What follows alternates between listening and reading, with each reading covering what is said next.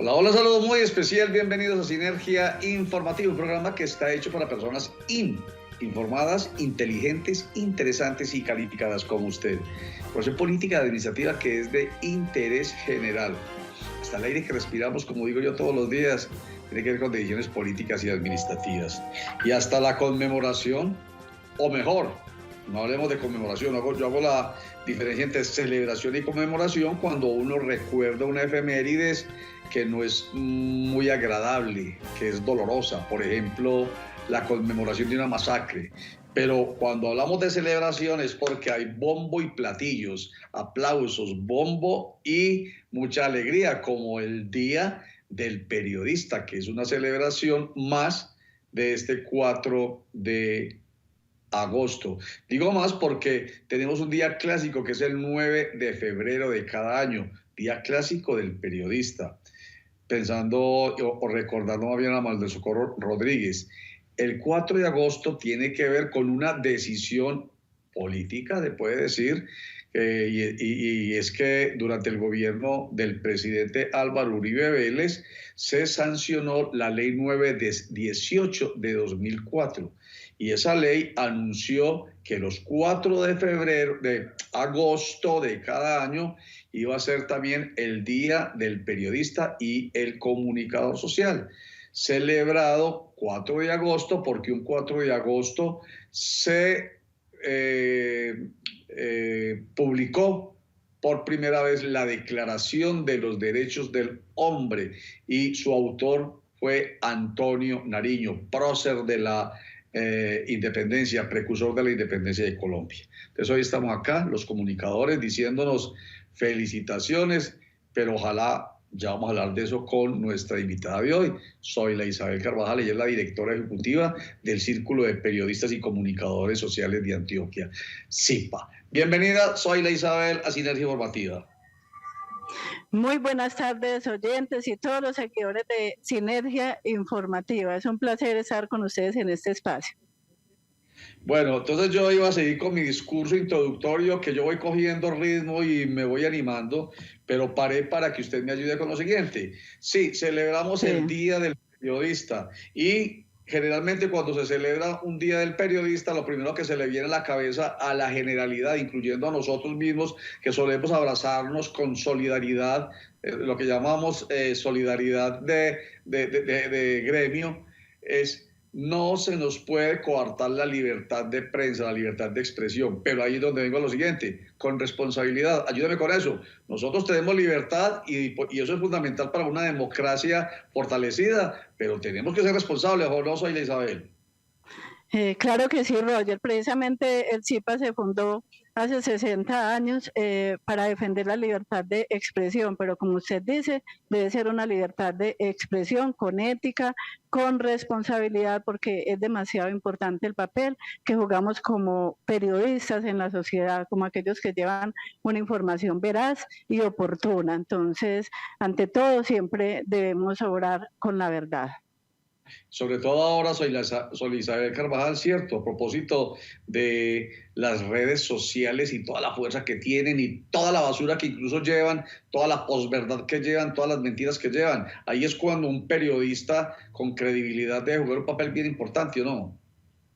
Sí, así es, Roger. Recordamos mucho a Javier Darío Restrepo, el maestro pues de la ética periodística en Colombia, cuando se hablaba pues de las famosas fake news o de las noticias falsas, de que digamos no deberían de existir noticias falsas porque la verdad es lo primero. Entonces que si la verdad es realmente lo que cimienta el papel del periodista, entonces las falsas noticias no deberían de existir, pero como usted dice, por todas las redes sociales que existen ahora, por toda la difusión rápida de la información, esto se presta para que mucha de esa información no sea verdadera y para que muchos que no tienen esa responsabilidad como periodistas se dediquen a difundir información que no es verdadera, pero ahí es donde viene el papel tan importante del periodista que investiga, confronta, que tiene diferentes fuentes y que lleva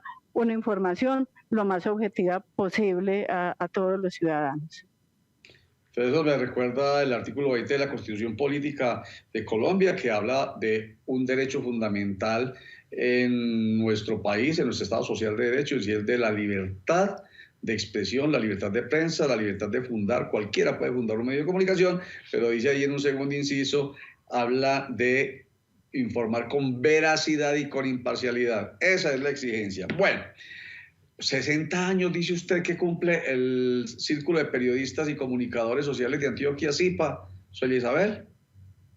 Sí, el 23 de julio de 1962 se inició el CIPA con un grupo de periodistas que le apostaron a crear un gremio que defendiera la libertad de expresión, como Julián Pérez Medina, José Jaramillo Alzate, Etelberto García Henao, Federico Montoya, que es de los únicos fundadores que todavía vive, y muchos otros que siguieron pues con esas banderas del CIPA, como César Pérez Berrío, nuestro actual presidente del CIPA, Asael Carvajal Martínez, y han sido pues muchos años de lucha constante, no solamente para defender la libertad de expresión, sino para mantener el gremio con las puertas abiertas acá en nuestro edificio central, en nuestra sede, en todo el centro de Medellín. Entonces, para mí como directora ejecutiva desde hace 12 años es un orgullo hacer parte del CIPA, porque aquí me reencontré con mis profesores de universidad. Yo fui alumna del doctor Asael Carvajal Martínez, de don José Jaramillo Alzate,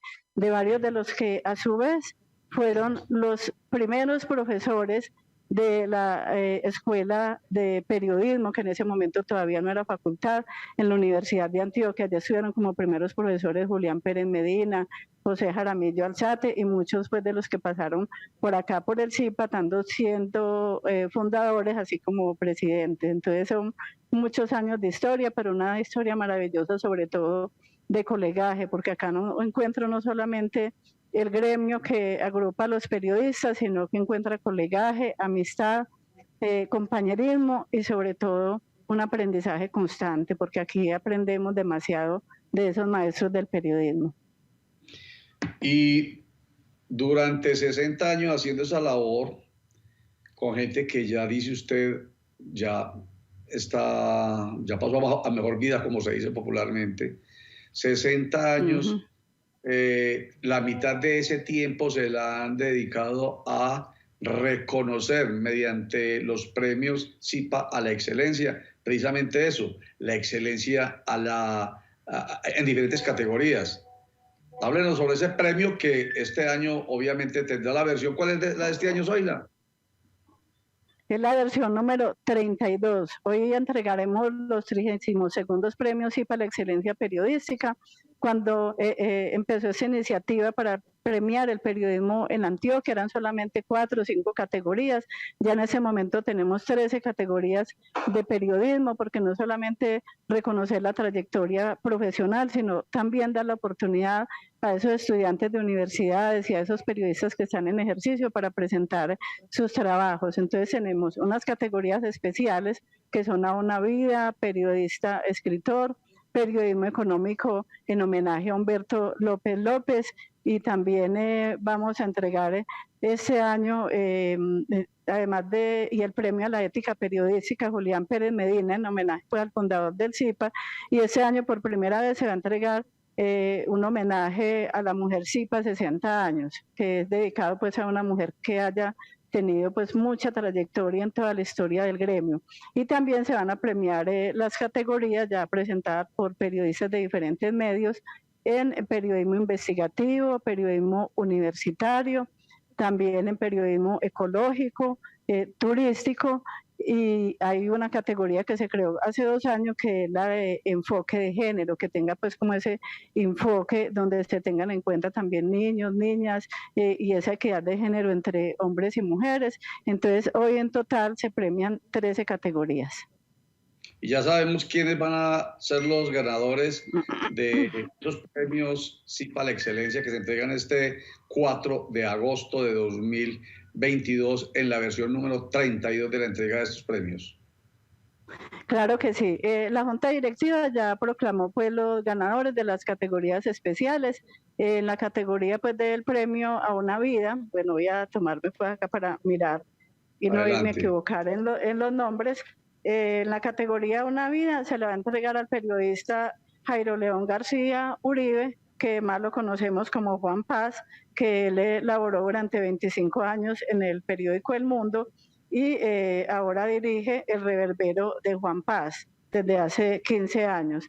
En periodismo económico se va a premiar a Jesús Antonio Vargas Marín, que muchos lo conocemos pues por su trayectoria en periodismo económico y muchos de esos años en el noticiero de J. Enrique Ríos, precisamente en el noticiero económico.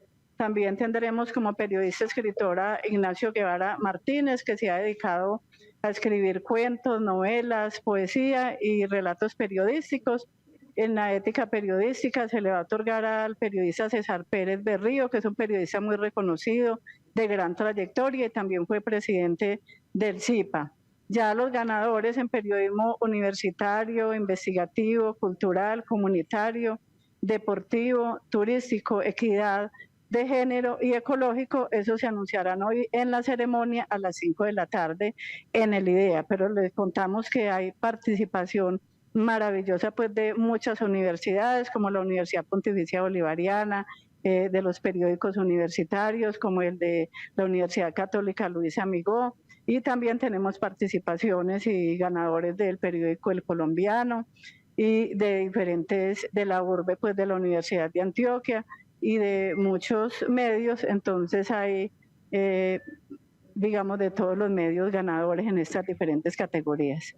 Excelente, maravilloso. Soy la Isabel Carvajal, quien es la directora ejecutiva del Círculo de Periodistas y Comunicadores Sociales de Antioquia, CIPA, que cumple 60 años y durante esos 60 años ha entregado durante 32 años consecutivos este premio a la excelencia periodística. Oiga, soy Isabel, para ir redondeando nuestra conversación y volver con lo que a mí me gusta mucho, que fue con lo que empezamos, la reflexión que no nos puede faltar a los periodistas. Yo estaba pensando ahorita cuando ustedes mencionaba a los fundadores, de los cuales queda apenas uno vivo ahora. ¿Cuál es que es? ¿Quién está vivo ahorita de los fundadores? Federico Montoya. Federico Montoya. Sí. Bueno, entonces él en vida y los otros en su tumba se deben revolcar mucho con la forma con que se ha venido haciendo el periodismo últimamente, ¿no? Porque no nos digamos mentiras, se ha caído en una ligereza tal, en una facilidad para señalar, para juzgar incluso, muy en contra de lo que precisamente usted mencionaba ahorita, son las orientaciones que nos dio el padre de la ética, no solamente en Colombia, sino en Latinoamérica, Javier Darío Restrepo. Así es. Entre otras, que uno no debe asumir el papel del abogado ni del juez, ni creer que debe suplir las carencias que tiene la sociedad desde el micrófono, porque eso lamentablemente lo convierte a uno en condenador, cuando no debe ser el papel de un periodista. Sí, realmente, como usted dice, sería muy triste para todos esos fundadores saber que en ese momento en el periodismo están lo que hablamos ahora de las falsas noticias que no deberían de existir, están, como usted dice, los opinadores que en vez de presentar un periodismo objetivo, con veracidad, contrastando fuentes, en muchos medios se dedican a opinar y a ser juez y parte, y usted que es periodista y abogado sabe que no se debe juzgar a una persona hasta que no se le haya comprobado pues que realmente es culpable. Muchas veces en los medios se tiene la ligereza prácticamente de estar condenando las personas antes de que hayan sido juzgadas. Entonces realmente pues ha cambiado mucho el periodismo, pero por eso es tan importante seguir rescatando ese profesionalismo, esa ética, esa responsabilidad que debemos de tener y sobre todo ese papel tan importante en la sociedad de llevar esa información veraz y oportuna, porque realmente el periodista debe mencionar cuando está hablando ante un medio que no le está hablando solamente a su medio, sino a muchas personas que lo están escuchando y que están confiando en que esa información es veraz, es realmente pues realizada con responsabilidad. Entonces sí es muy triste pues lo que está pasando y sobre todo pues nos dio mucha tristeza, creo que fue el año pasado, que invitamos a un periodista de Bogotá a hablar sobre falsas noticias y él se dedicó a investigar lo que está pasando con eso, y en esas que llaman bodegas o donde se emiten falsas noticias o que conforman medios para desprestigiar determinados personajes, hay comunicadores sociales graduados. Entonces eso es muy triste, una persona graduarse y dedicarse a este tipo de cosas, así les por dinero, así le estén pagando, pero que a prestarse pues como para ese tipo de medios que divulgan falsas noticias, que uno a veces dice, no, eso debe ser los periodistas empíricos, pero no. Sí, señora. Hay periodistas y medios militantes, periodistas y medios que son pagados incluso para que tomen una decisión de ataque, porque es que ni siquiera es de defensa. La diferencia está ahí. No es para que usted sea un periodista o un medio en defensa de la honra, en defensa de la verdad, en contra de quien o a favor de quien ha sido atacado. No es a favor del ataque. Uno los ve, sabe cuáles son. Lamentablemente mucha gente come cuento y cree que son medios supremamente responsables. Desconociendo, y con esto vamos terminando, los periodistas no podemos desconocer, por el más poder que tengamos, que la constitución política de Colombia y las leyes y el ordenamiento jurídico colombiano también nos cubre a nosotros, y especialmente a nosotros. Entonces muchas veces somos los protagonistas de una colisión durísima entre la defensa que hacemos de la libertad de prensa versus la libertad o el derecho fundamental al buen nombre, a la honra, a la imagen, al debido proceso, al principio de buena fe, en fin, al principio de presunción de inocencia, en fin. No nos importa, como Javier Darío Restrepo también lo decía en algún momento. Hay algunos gremios que se creen por encima de la ley y que creen que, lo decía Javier Darío Restrepo, no yo, creen que la tutela, por ejemplo, no los toca a ellos, que eso no tiene que ver con ellos. Mi periodista. Lamentable, esperemos que ese no sea el SENA, el CIPA, que no haya estado hablando Javier Darío o del CIPA. Bueno, soy la Isabel, muchísimas gracias por estar con nosotros, felicitaciones en los 60 años y mucha suerte en la entrega de los premios CIPA a la excelencia periodística en su versión número 32, este 4 de agosto a las 5 de la tarde en el auditorio del Instituto para el Desarrollo de Antioquia, IDEA. Muchas gracias, Roger, por este espacio en Sinergia Informativa. Para nosotros es un orgullo muy grande estar celebrando los 60 años. Estaremos en el IDEA de las 5 de la tarde entregando los premios. Y recuerden que nos pueden seguir en YouTube de CIPA Antioquia, donde estaremos realizando también la transmisión en vivo. Muchas gracias. A usted, mil gracias, mucha suerte, y a nuestros televidentes informados. Yo siempre digo que son porque sobre todo son informados, y eso no es gratuito. Una persona bien informada en un medio y con unos periodistas que considere responsables, se vuelve una persona, además, ahí viene lo otro, inteligente, interesante y calificada. Corte para los mensajes.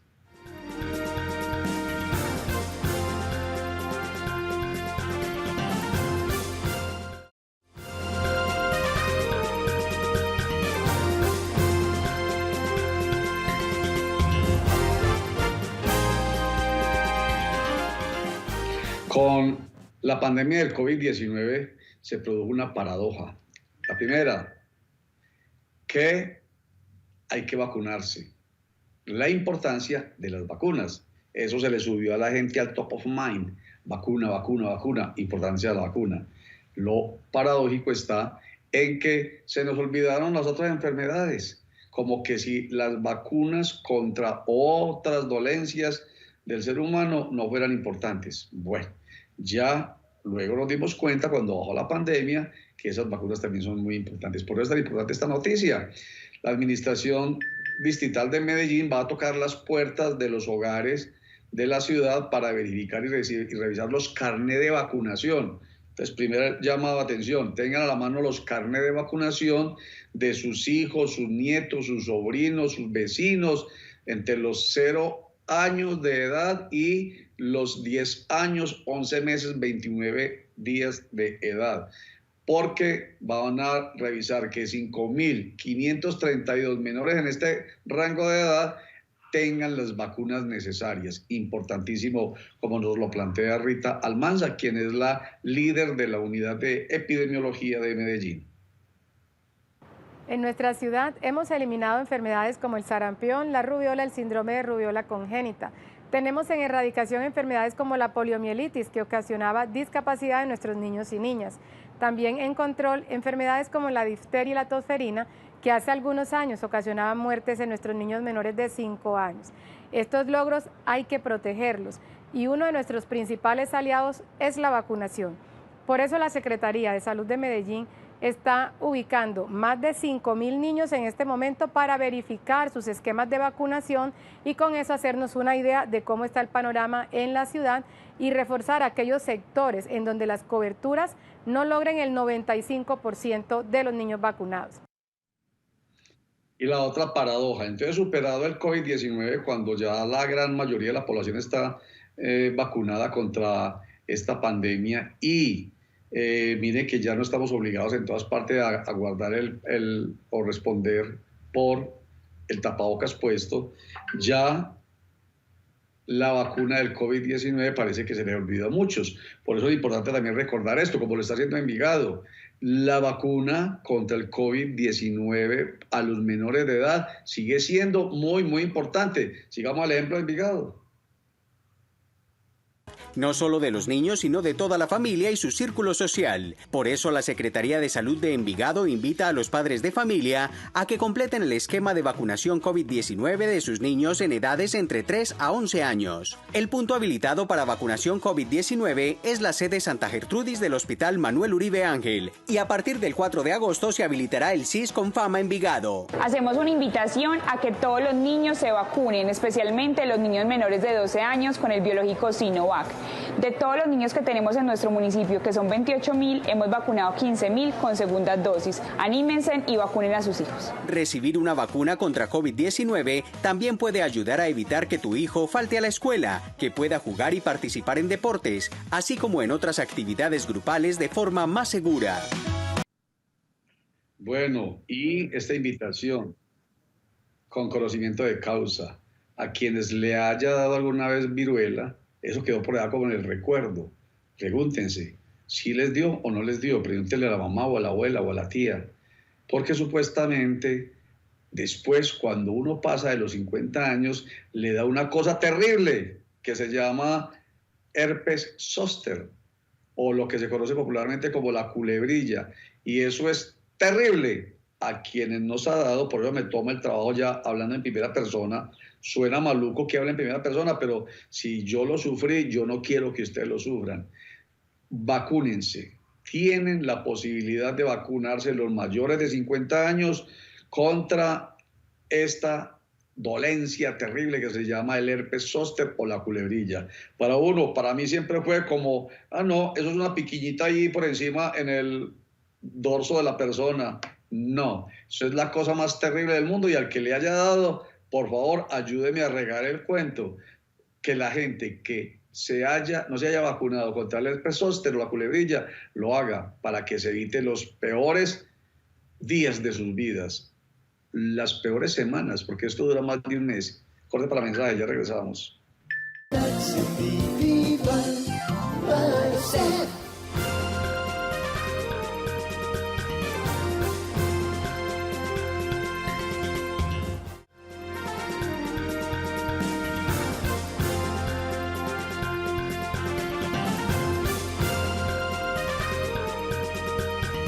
Bueno, y los voy a dejar con el secretario de Agricultura y Desarrollo Rural de Antioquia, Rodolfo Correa, quien les habla de la importancia de que Antioquia sea líder en la innovación agropecuaria para garantizar la seguridad alimentaria en el país. Nosotros tenemos que volver a ser la despensa agrícola no solamente del país, sino de Latinoamérica. Agradeciéndoles mucho su presencia aquí en Sinergia Informativa, lo dejo con Rodolfo Correa Vargas.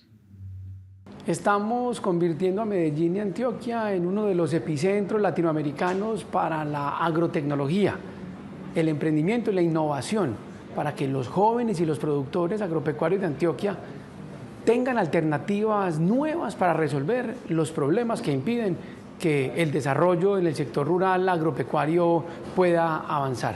Hoy nos articulamos con los inversionistas en agrotecnología del mundo y estamos poniendo precisamente a Antioquia a liderar en Colombia el primer sistema de innovación agropecuaria del país.